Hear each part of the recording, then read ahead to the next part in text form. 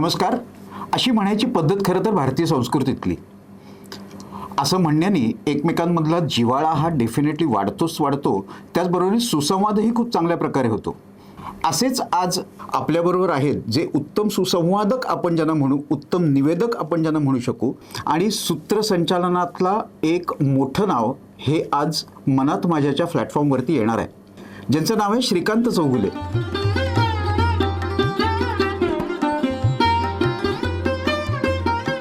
नमस्कार सर. नमस्कार. कसे आहात? छान छान. कसं वाटतंय सर तुम्हाला? तुम्ही आमच्याकडे आज आलेला आहात. खूप छान वाटतंय, कारण मनातलं व्यक्त करायला मिळणार आहे, त्यामुळं मनातल्या माझ्याचं नक्कीच स्वागत आहे. आम्हालाही खूप भारी वाटतंय. एका सूत्रसंचालकाबरोबर आज आम्ही बोलत आहोत आणि आज त्यालाच आम्हाला बोलतं करायचंय. ते खूप आम्हाला भारी वाटतंय. सर, थोडक्यात मला तुमच्याविषयी सांगाल का? जन्म, बालपण किंवा बाकीच्या गोष्टी म्हटलं तर कोल्हापूर जिल्ह्यात कागल तालुक्यात चिखली नावाचं गाव आहे. त्या ठिकाणी माझं बालपण गेलं आणि बालपणामध्येच अनेक गोष्टींची आवड निर्माण झाली. कसं असतं, खेड्यात तशा सुविधा मर्यादित असतात, पण त्या मर्यादित सुविधेतसुद्धा त्या काळामध्ये कोल्हापूरवरनं कलापथक यायचे आणि ते कलापथक वेगवेगळ्या सुरुवातीचा अर्धा भाग गाणं, डान्स आणि नंतर एक नाट्य असं असायचं. प्रकाश हिलगे म्हणून त्यावेळेला खूप प्रसिद्ध होते. त्याचबरोबर पडद्यावरचे सिनेमा असायचे किंवा गावातली मंडळी स्वतः नाटक करायची आणि हे सगळं बघून असं वाटायचं की आपणही काहीतरी केलं पाहिजे. काय केलं पाहिजे हे तेव्हा निश्चित नव्हतं, पण आपण काहीतरी असं केलं पाहिजे हे वाटायचं. तुम्ही शहरातले एक मोठे सूत्रसंचालक आहात, निवेदक आहात, पण मला असं खरं वाटतं की एखाद्या कलाकाराचं बीज आहे ना, त्याच्या बालवयात किंवा शालेय वयात हे रुजलेलं असतं. असं तुम्हाला कधी जाणवलं का, किंवा कोणी असं तुम्हाला जाणीव करून दिली का, अरे तू खूप छान बोलू शकतोस बरं का? मग त्याच्यासाठी तुम्ही काही मंडळांमध्ये, हे अशा गोष्टींची सुरुवात खऱ्या अर्थाने मंडळांमध्ये होते आणि मंडळांमधूनच गोष्टी पुढे जातात. तिथं खरं स्टेज फिअर आपला जातो. असं तुमच्या बाबतीत घडलं होतं का? हां, नक्कीच. शालेय वयात नाही, पण नक्कीच मंडळामध्ये 1991ला आम्ही नवी सांगवी भागात कीर्तिनगर मंडळ स्थापन केलं आणि त्या मंडळामध्ये कोण बोलायचं तर म्हणून मी बोलायला सुरुवात केली आणि ते लोकांना आवडायला लागलं. आणि काही लोक म्हणाले की तुम्ही छान बोलता, आकाशवाणीसारखा आवाज येतो आणि बोलत राहा. आणि मग त्यातनं अनेक कार्यक्रम मिळत गेले आणि कार्यक्रमातनं कार्यक्रम असं करत घडणं झालं. विद्यार्थी दशेतील सूत्रसंचालनातल्या तुमच्या काही आठवणी सांगू शकाल का सर? विद्यार्थी दशेत म्हटलं तर फारसा तसा वाव नसायचा ग्रामीण भागांमध्ये आणि त्यामुळं तसं काही नाही. पण नंतरच्या टप्प्यात जेव्हा मी पुण्यात आलो आणि नवी सांगवी भागात राहत होतो आणि तिथे एका कार्यक्रमाला गेलो होतो आणि मग ती सानेगुरुजी कथामालेचा कार्यक्रम होता आणि ऐन वेळेला तिथं कोणी आलेलं नव्हतं आणि मग मी एक शिक्षक आहे म्हणून मला बोलायला संधी दिली आणि तिथे मी सूत्रसंचालन केलं आणि तो माझा पहिला कार्यक्रम ठरला आणि तेव्हापासून मग लोकांना आवडायला लागलं म्हणून मी पुढे करत गेलो. तुमच्यातले हे गुण खऱ्या अर्थाने ओळखले कोणी आणि पाठिंबा दिला कोणी? तशी अनेक नावं म्हणता येईल, कारण ज्यांनी नंतर बोलवलं किंवा संधी दिली ते सगळेच गुणग्राहकता त्यांच्याकडे असल्यामुळे ती संधी मिळाली. त्यामुळं व्यक्तिगत एकाचं नाव सांगणं तसं कठीण आहे. नावं सांगायचं म्हटलं तर नानासाहेब चितोळे होते आणि नानासाहेब चितोळेंना ते खूप आवडलं आणि त्यांनी मग नंतर मला दुसऱ्या एका कार्यक्रमात संधी दिली आणि ते खरं तर त्यांनी पहिल्यांदा कौतुक केलं. सर, आता तुम्ही शिक्षक आहात, तर सूत्रसंचालन तुम्ही करत असताना तुम्ही शिक्षक असल्याचा तुम्हाला कधी फायदा झालाय? नक्कीच, कारण 2-3 गोष्टींनी मला तो फायदा झाला. एकतर शिक्षक असल्यावर नेहमी बोलावं लागतं आणि त्या बोलण्यासाठी काही वाचावं लागतं, अभ्यास करावा लागतो. हा एक बोलण्याचा रियाजच शिक्षक असल्यामुळं. आणि दुसरी गोष्ट अशी की माझी शाळाच सकाळच्या सत्रातली होती, त्यामुळं 1:30-2 वाजता मी रिकामा व्हायचो. त्यामुळं मला या सगळ्या माझ्या गोष्टी करण्यासाठी मला वेळ मिळाला, ही एक गोष्ट आहे. आणि लहानपणापासून वाचनाची आवड आणि वाचनाचा छंद असल्यामुळं अनेक प्रकारचं साहित्य वाचलं गेलं आणि वाचन किंवा श्रवण हाच बोलण्याचा रियाज असतो आणि म्हणून बहुश्रुत असणं हे खूप महत्त्वाचं आहे. म्हणजे कीर्तनापासून व्याख्यानांपर्यंत किंवा सगळ्याच गोष्टी जिथं जिथं ऐकता येईल असं सगळं ऐकत गेल्याने घडत गेलो आणि घडत गेल्याने बोलणं सहज घडत गेलं. तुम्ही शिक्षकी पेशामध्ये तर आहातच, त्याबरोबरनी सूत्रसंचालन सुद्धा करता, समाज क्षेत्रामध्ये सुद्धा तुम्ही काम करता आणि हे सगळं करत असताना सूत्रसंचालनामध्ये तुम्हाला काय फायदा होतो? शेवटी आपण जे जगतो, आपलं जे सामाजिक पर्यावरण असतं, त्याचा कळत न कळत आपल्या घडण्यावर परिणाम होत असतो. आणि म्हणून मी शिक्षक असणं हा एक बोलण्याचा रियाजच असतो, कारण दररोज वर्गात बोलावं लागतं आणि बोलण्यासाठी काही वाचावं लागतं, काही संदर्भ घ्यावे लागतात. समजा एखाद्या लेखकाचा धडा असेल तर त्या लेखकाची मूळ कलाकृती वाचावी लागते किंवा इतर संदर्भ घ्यावे लागतात आणि यातनं वाचन घडत जातं, बोलणं घडत जातं आणि याचबरोबर सामाजिक कामातनं सुद्धा माणसं जोडली जातात आणि या सगळ्याचा परिणाम आपल्या व्यक्त होण्यावर नक्कीच होतो आणि त्याचा फायदा सूत्रसंचालनासाठी नक्कीच होतो. सूत्रसंचालन बहरण्यासाठी, त्याचबरोबरीने भाषेवर प्रभुत्व मिळवण्यासाठी तुम्ही काही विशेष प्रयत्न केलेले आहेत, सांगू शकाल? नक्कीच. काय असतं, प्रत्येकाला बोलता येतं, म्हणजे मातृभाषेत तरी व्यक्त होता येतं. 2 वर्षाच्या मुलापासून अगदी वृद्ध असलेल्या माणसापर्यंत ज्याची वाचा गेली नाही असा प्रत्येक माणूस बोलू शकतो. पण त्या बोलण्यात आणि व्यासपीठावरच्या बोलण्यात जो फरक आहे त्यालाच कला असं म्हटलं जातं. आणि तिथंपर्यंत पोहोचायचं असेल तर वेगवेगळी कौशल्य आणि पैलू आपल्याला आत्मसात करावे लागतात. आणि त्यामध्ये सगळ्यात महत्त्वाचं म्हणजे की त्या समोर असणाऱ्या प्रेक्षकांना काय आवडेल, काय रुचेल, त्यांची अभिरुची काय आहे, वयोगट काय आहे, त्यांची स्तर कोणता आहे, या सगळ्याचा विचार करून आपण एखादा वक्ता किंवा समारंभातला पाहुणा आणि प्रेक्षक यांच्यामधला दुवा आहोत हे लक्षात ठेवून व्यक्त होणं आणि ते करत असताना सुद्धा अनुभवाची, अभ्यासाची आणि सरावाची नितांत आवश्यकता असते आणि हे सगळं घडत गेलं आणि त्यामुळं सहजगत्या होत गेलं असं मला वाटतं. एखादी आठवणीतली प्रतिक्रिया सांगू शकाल? प्रतिक्रिया ह्या सामुदायिक असतात, कारण समुदायासमोर कार्यक्रम असतो, त्यामुळं त्या टाळ्यांच्या रूपाने असतात, व्यक्त होण्याच्या रूपाने असतात, काही मेसेज असतात, अशा अनेक प्रतिक्रिया असतात. पण एक उत्स्फूर्त प्रतिक्रिया म्हणून एक किस्सा म्हणता येईल किंवा एक अनुभव म्हणता येईल असं सांगता येईल की बाबासाहेब पुरंदरेंचा कार्यक्रम होता आणि तेच पाहुणे होते आणि सभागृह प्रचंड भरलेलं होतं, कार्यक्रम ऐन रंगात आलेला होता आणि माझ्याकडनं त्यांच्या आडनावांची गल्लत झाली. त्याचं कारण सांगतो की आम्ही लहानपणी, म्हणजे सांगली जिल्ह्यामध्ये एक शिवशाहीर होते बाबासाहेब देशमुख म्हणून, आणि त्यांची लहानपणी आम्ही कॅसेट इतके ऐकायचो की ते मनावर शिवशाहीर म्हटलं की बाबासाहेब देशमुख असं सहजगत्या मनात बाहेर यायचं किंवा व्यक्त व्हायचं. आणि नेमकं ठरवून सुद्धा माझं 2 वेळात असं झालं की बाबासाहेब पुरंदरेंऐवजी मी बाबासाहेब देशमुख म्हटलं. पण पहिल्या वेळेला माझ्या चूक लक्षात आली, मग दुसऱ्या वेळेला चूक लक्षात, प्रेक्षकांमध्ये जरा चलबिचल दिसतेच ना आपल्याला. मी क्षणाचाही विलंबन नव्हता, म्हणजे आता मगाशी जे आपण बोललो की अभ्यास आणि चौफेर गोष्टी आपल्याला माहीत असाव्या लागतात. तर बाबासाहेब पुरंदरेंना शहाजीराजांनी देशमुखी दिली होती. हां, आणि त्यांचे जे पूर्वज आहेत महदभट पुरंदरे, आणि त्यांना ती मिळालेली होती आणि हा इतिहासाचा संदर्भ मला माहीत होता. त्यामुळं मी म्हणालो, म्हणजे चूक असली तरी सावरून नेण्याचा तो भाग होता. मी म्हणालो देशमुख असा उच्चार मी केला, तो मुद्दाम केला आहे. आणि बाबासाहेबांचं पुरंदरगडाशी नाव असल्यामुळं त्यांना पुरंदरे म्हटलं जातं हे सर्वश्रुत आहे. पण शहाजीराजांनी महदभट पुरंदरेंना देशमुखी दिली होती आणि पुणे परिसरात ती होती, ते एकेकाळी देशमुख होते आणि म्हणून त्यांना मी देशमुख म्हटलं. टाळ्यांचा कडकडाट झाला. म्हणजे वाचनाने, रियाजाने जो म्हणतो आपण की चौफेर तुमची नजर असेल, चौफेर प्रकारचं वाचन असेल तर त्यातनं अनेक गोष्टी घडत जातात आणि त्या अशा साध्य करता येतात. सूत्रसंचालनाबरोबर तुम्ही विपुल लेखन पण केलेलं आहे, त्यातूनच गाव ते महानगर ह्या पुस्तकाची निर्मिती झाली, त्याविषयी थोडं सांगाल? छान प्रश्न आहे. खरं तर 10-11 पुस्तकं आहेत माझी आजवर आणि वेगवेगळ्या विषयांवरची आहेत. पण गाव ते महानगर या पिंपरी चिंचवड शहराच्या संशोधनावरचं पुस्तक अत्यंत गाजलं म्हणणं किंवा सर्वांना उपयुक्त ठरलेलं आहे.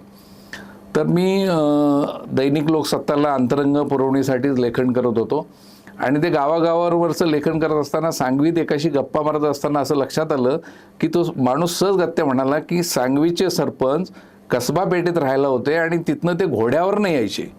म्हणजे 20-40 वर्षांपूर्वी माणूस घोड्यावरनं येत होता आणि आत्ता तिथं बहुमजली इमारती होत आहेत, सगळा बदल दिसतोय, चारचाकी गाड्या दिसत आहेत.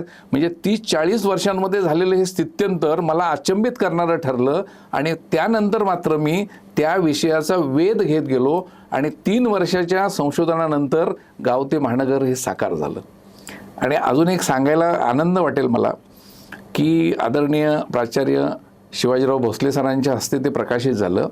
भोसले सरांचं एवढं माझ्यावर नितांत प्रेम होतं की फलटणवरनं ते स्वतःची गाडी करून आले, येण्या जाण्याचं सुद्धा आणि मानधन तर नाहीच नाही, मला आशीर्वाद देऊन गेले. म्हणजे अशा अनेक मोठ्या माणसांची जवळीक म्हणा, सहवास म्हणा किंवा मुलाखत घेण्याची संधी मिळाली. मग सरांचं हे का लाभलं तर सूत्रसंचालनाबरोबर सूत्रसंचालन किंवा निवेदनाचाच एक पैलू म्हणून बघितला जातो तो मुलाखतीचा आहे. तर प्राचार्यांच्या 75च्या निमित्तानं फलटणमध्येच त्यांची मुलाखत, प्रकट मुलाखत घेण्याची मला संधी मिळाली आणि ते लक्षात ठेवून प्राचार्य आले होते. म्हणजे असं अनेक लोकांचा, मोठ्यांचा सहवास पण लाभला या निमित्ताने. आजवर सर तुम्ही खूप राजकीय, सामाजिक क्षेत्रातील कलाकारांच्या खूप भरपूर मुलाखती घेतलेल्या आहेत. ह्या मुलाखतींचा तुमच्या एक सर्वश्रेष्ठ आठवणारी मुलाखत किंवा आठवणारा एखादा प्रसंग जो तुम्ही सांगितलं तर खूप आनंद होईल.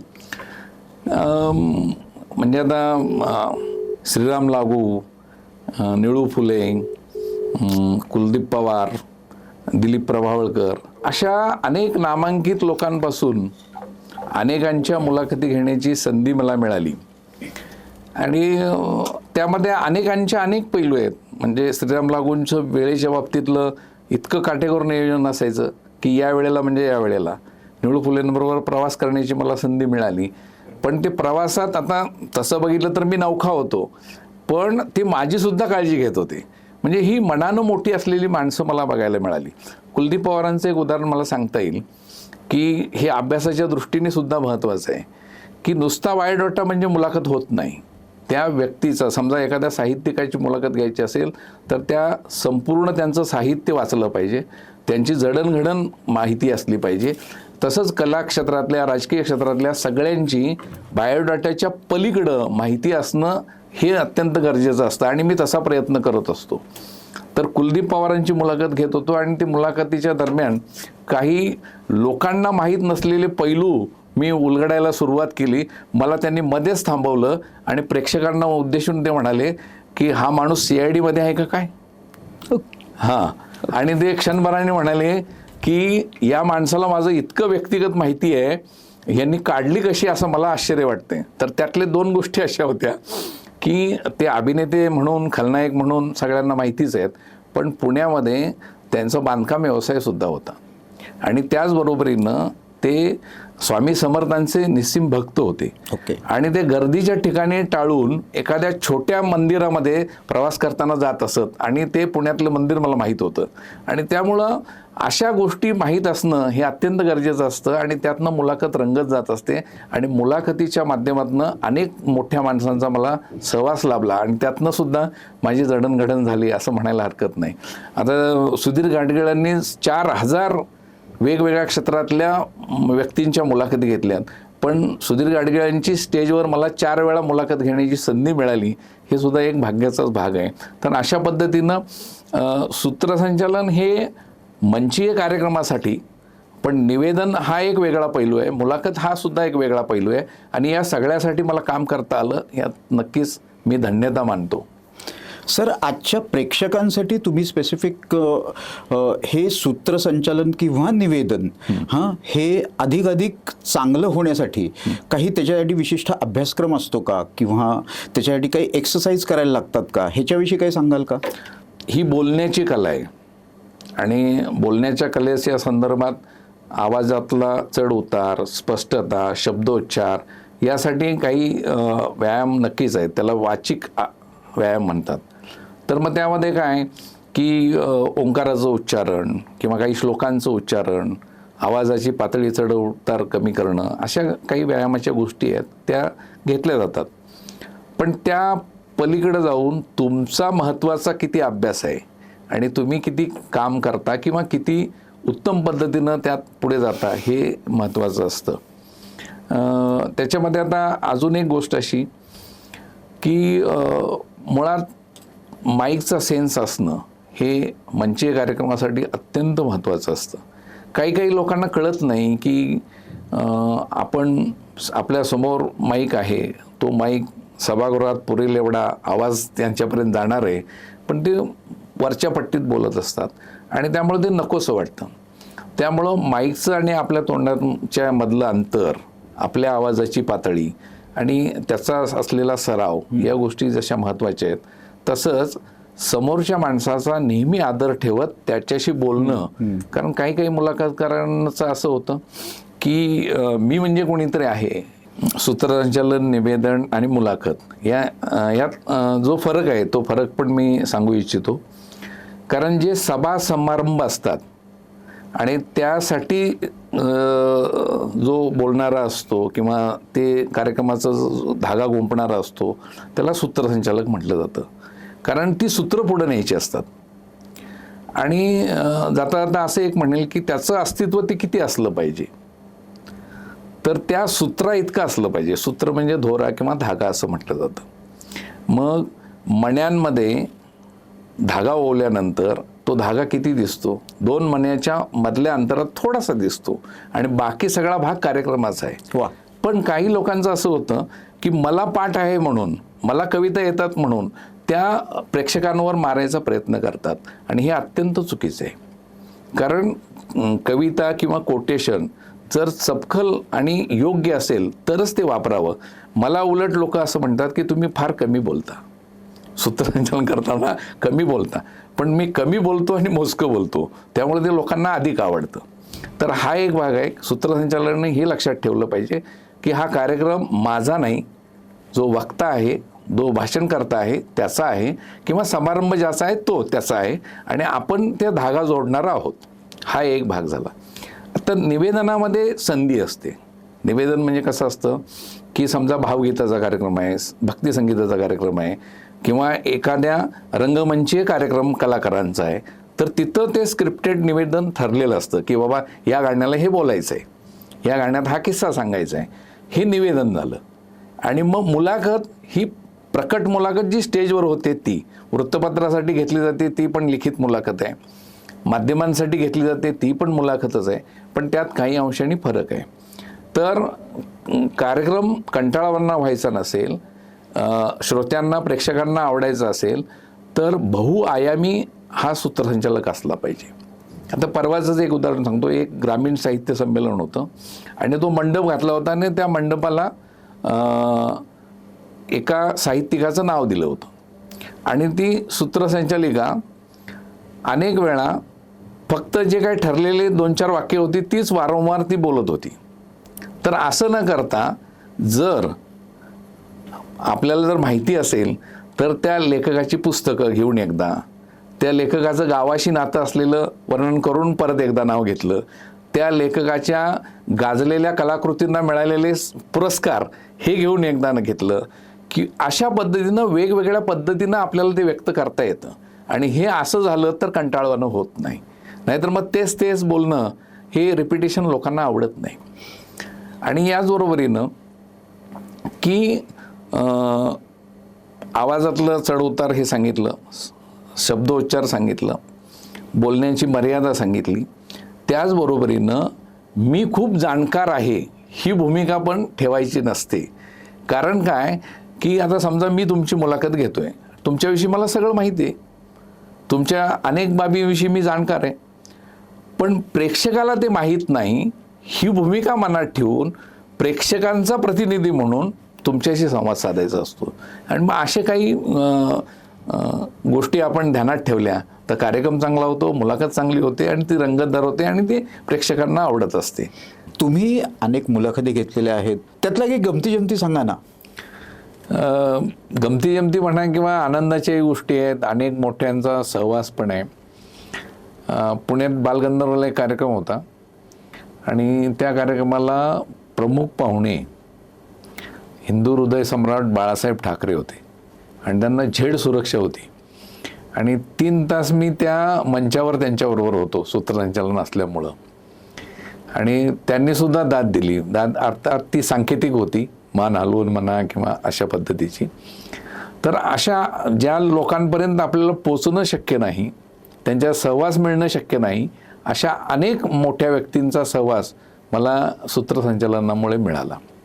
मुलाखतीचे तर अनेक किस्से आहेत किंवा अनेक गोष्टी सांगता येतील, पण या बोलण्यामुळं स्वतंत्र कार्यक्रमाची पण निर्मिती झाली. 2006 मध्ये खेळ रंगाला पैठणीचा या नावाने मी कार्यक्रम सुरू केला आणि महिलांसाठीचा अशा पद्धतीचा आदेश बांदेकर नंतरचा महाराष्ट्रातला पहिला कार्यक्रम होता.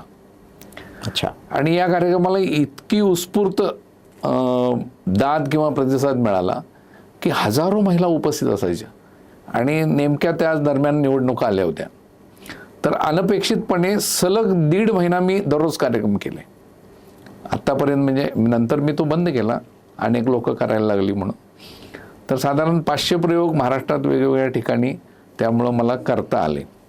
तर ही सुद्धा एक सूत्रसंचालनाची एक वेगळी बाजू किंवा वेगळा पैलू असं म्हणता येईल.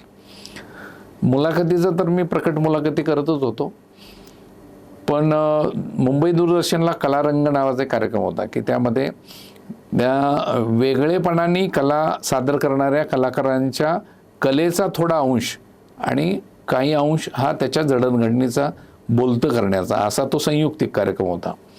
तर त्यामध्ये सुद्धा मी अनेक कार्यक्रम साधारण 4 वर्षामध्ये अनेक लोकांचे कार्यक्रम केले आणि तिथे सुद्धा सूत्रसंचालन किंवा मुलाखत घेण्याची संधी मला मिळाली. मुलाखतीच्या बाबतीमध्ये एक किस्सा सांगण्यासारखा आहे. म्हणजे ती खरं तर फजितीच होती माझी.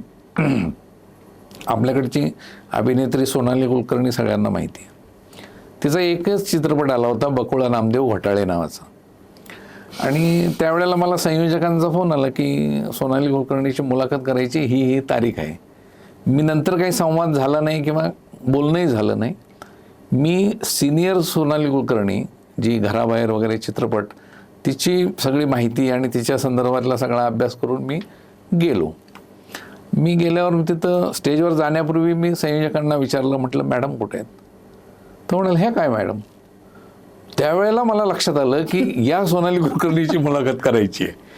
मग विंगेत जाता जाता फक्त 2 प्रश्न त्यांना विचारले मी की शिक्षण कुठं झालं आणि काय? तर तिनं सांगितलं की इंदिरा कॉलेजला मी आत्ताच शिक्षण माझं पूर्ण झालं. आणि दुसरं असं की ती बोलता बोलता म्हणाले की एक आमच्याकडं वडील किंवा आई पंजाबी आहे आणि मराठी पंजाबी असं संमिश्र वातावरण घरात आहे. तेवढा एक पैलू घेऊन मी मुलाखतीला सुरुवात केली आणि बोलताना जे काही येईल त्यातनं मी उपप्रश्न काढत गेलो. कुणालाही लक्षात आलं नाही की यांनी काही केलं नव्हतं. म्हणजे अशी ती मुलाखत, म्हणजे एका अर्थाने ती फजिती होती, पण दुसऱ्या अर्थाने ते सावरून किंवा एक अनुभव असल्यामुळं ती मुलाखत व्यवस्थित पूर्ण झाली. तर अशा अनेक गोष्टी आहेत. आपण करत असताना बऱ्याच वेळेला काय होतं की मंचावर ताण येतो, पण खरं तर ही चुकीची गोष्ट आहे. ताण हा तुम्हाला कार्यक्रमाचा पूर्वतयारीसाठी आला पाहिजे की माझा कार्यक्रम कसा चांगला होईल आणि तो ताण घेऊन पूर्वतयारी उत्तम केली पाहिजे. आणि प्रत्यक्ष सादरीकरणाच्या वेळेला तुम्ही ताणविरहित असलं पाहिजे. पण बऱ्याच वेळेला घडतं कसं की अनेक बदल असतात, अनेक गोष्टी असतात, ऐनवेळेचे बदल खूप होतात.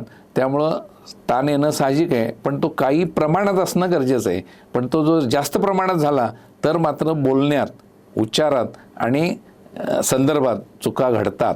आणि मग त्या चुका ह्या कारण तिथं काही लाईव्ह कार्यक्रम असतो आणि त्यामुळं ते प्रेक्षकांपर्यंत पोचतात. संयोजकां किंवा सगळे नाराज होण्याची शक्यता असते. त्यामुळं ही सगळ्यात महत्त्वाची गोष्ट अशी ठेवली पाहिजे की आपला परिपाठ, म्हणजे ज्याला काही आपण पूर्वतयारी म्हणू, ती इतकी उत्तम पाहिजे की ऐनवेळेला जरी काही बदल झाले, ऐनवेळेला कोणी पाहुणे बदलले तरी आपल्याला उत्तम पद्धतीनं करता आलं पाहिजे. ही एवढी तयारी आपण ठेवली पाहिजे. तर ह्या गोष्टी अशा अनेक कार्यक्रमांमधनं घडत गेल्या, अनेक किस्से घडत गेले, अनेक सांगण्यासारखे आहेत, पण काही मोजके तुम्हाला मी सांगितले. तुम्ही जसं आत्ता म्हणलात की असे ऐन वेळेला ज्या गमती होतात, पण जे नवखे पहिल्यांदाच अशा स्वरूपाचा कार्यक्रम करत असतात किंवा सूत्रसंचालनाची जबाबदारी पार पाडत असतात, त्या व्यक्तीने खऱ्या अर्थाने काळजी काय घ्यावी असं तुम्हाला वाटतं?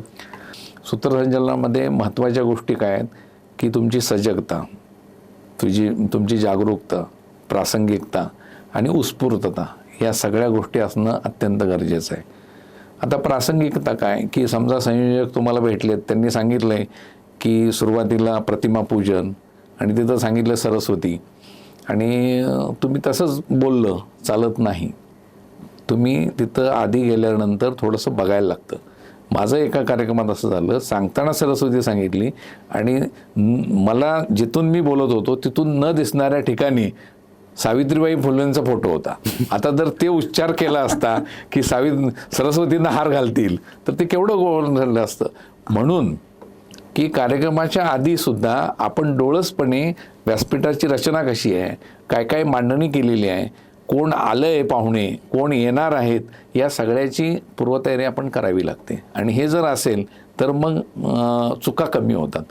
कसं आहे, किती जरी तयारी असली तर ऐनवेळच्या गोष्टीमुळे काही चुका होण्याची शक्यता असते. माझ्याही झालेल्या आहेत. मी अजून शिकतोच आहे, म्हणजे मी कुणी मोठा आहे अशातलाही मी मानत नाही.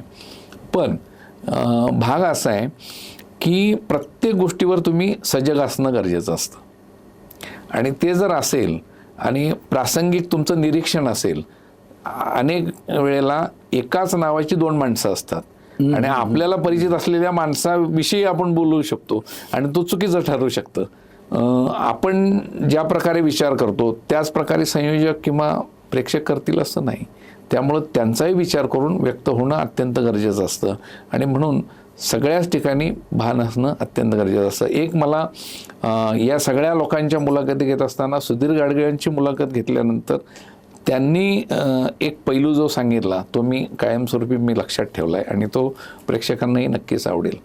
मी सरांना म्हटलं की तुम्ही सर एवढ्या दिग्गज लोकांच्या साधारण 4000 विविध क्षेत्रातल्या लोकांच्या तुम्ही मुलाखती घेतल्या.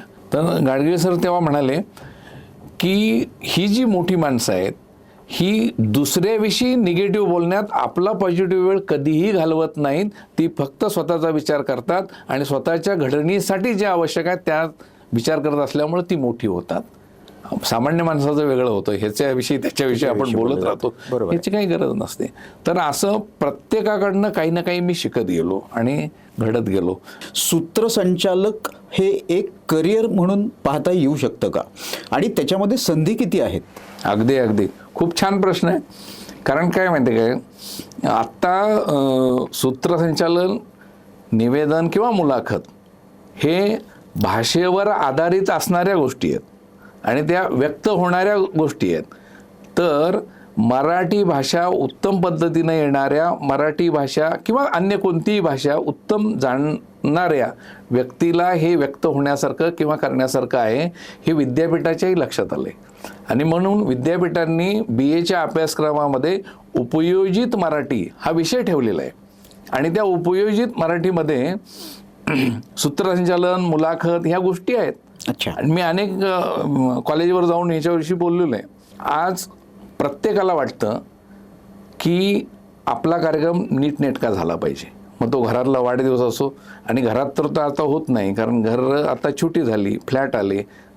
मग आपण एखाद्या कार्यालयात करतो. मग कार्यालयात करत असलं तर तो नेटकेपणाने झाला पाहिजे. नेटकेपणाने व्हायचं असेल तर सगळ्या गोष्टी असल्या पाहिजेत. मग तो सूत्रसंचालक पण असला पाहिजे.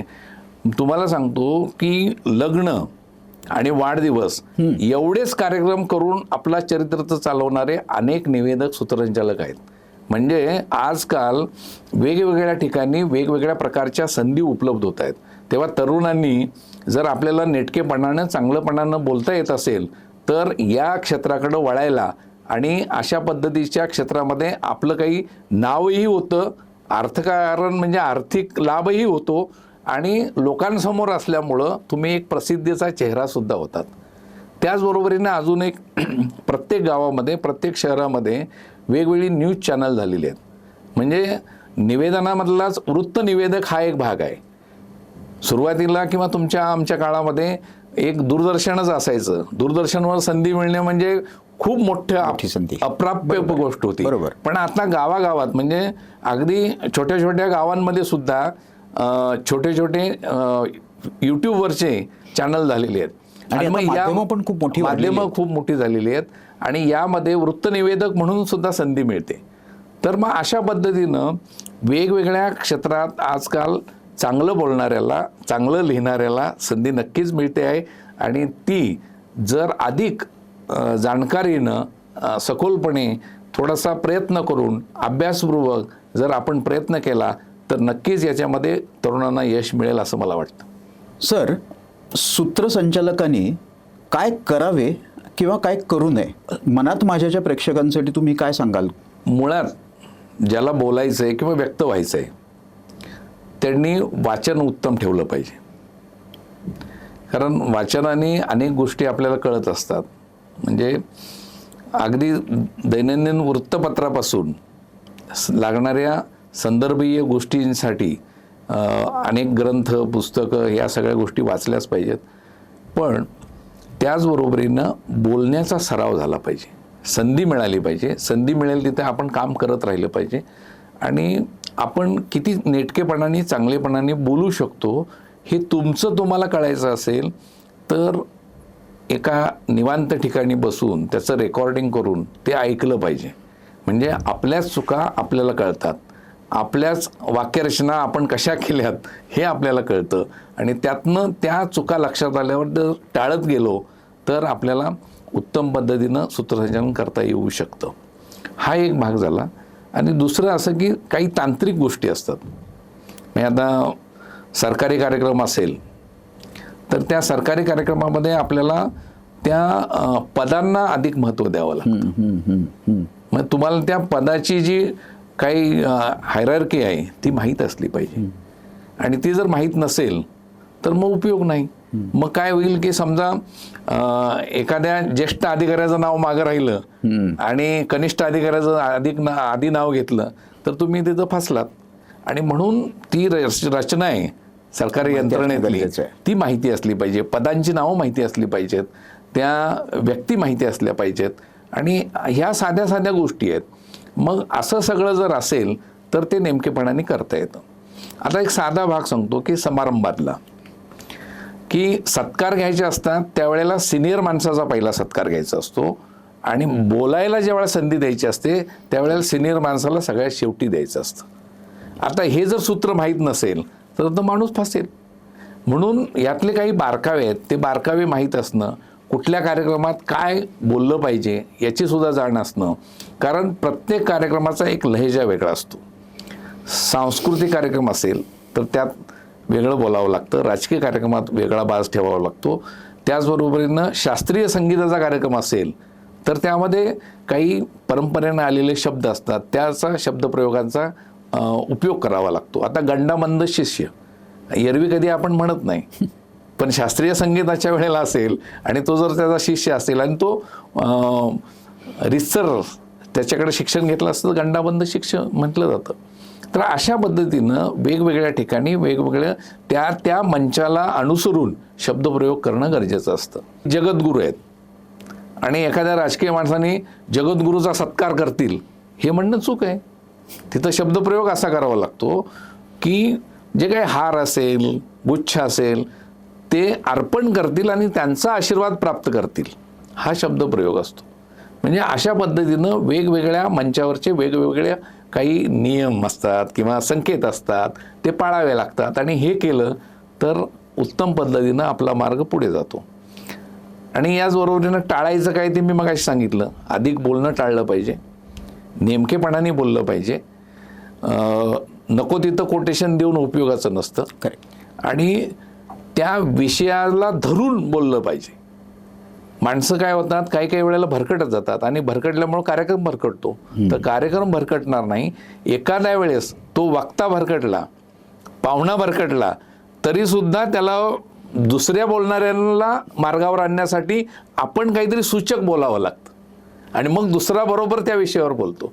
तर अशा अनेक गोष्टी आहेत. म्हणजे असे बारकावे हे अनुभवातनं मिळतात, अभ्यासातनं मिळतात आणि त्यातनं आपलं घडणं होतं. तेव्हा अशा तरुणांना सुद्धा या संधी खूप आहेत.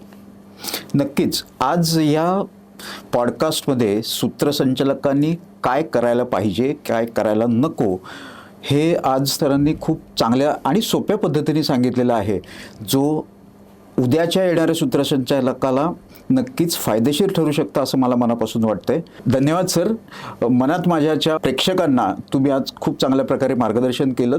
खरं तुमचे धन्यवाद आहेत, कारण आपण बोलत राहतो, दुसऱ्याला बोलतं करतो, कार्यक्रम पुढे नेण्याचं काम नेहमीच करत असतो, पण आमच्या मनात काय आहे ते आज उलगडण्याचं भाग्य मनात माझ्यामुळं आलं, त्यामुळं तुमचे मनापासून धन्यवाद. धन्यवाद सर.